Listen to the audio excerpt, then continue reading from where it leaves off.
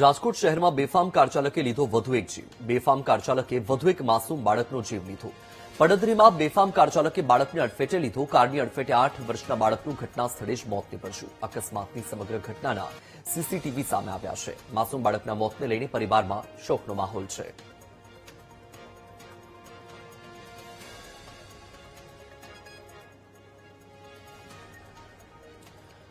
તો આ દ્રશ્ય તમારી ટીવી સ્ક્રીન પર તમે જોઈ રહ્યા છો રાજકોટના છે કે જ્યાં એક બેફામ કાર ચાલકે વધુ એક અકસ્માત સર્જ્યો. બેફામ કાર ચાલકે વધુ એક માસૂમ બાળકનો જીવ લીધો અને આ જે આખો બનાવ છે સીસીટીવી કેમેરામાં પણ કેદ થયો હતો.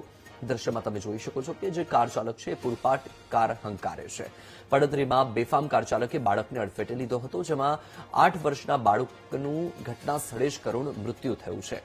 અકસ્માતની સમગ્ર ઘટના સીસીટીવીમાં કેદ થઈ હતી, જે સીસીટીવી ફૂટેજ પણ સામે આવ્યા છે.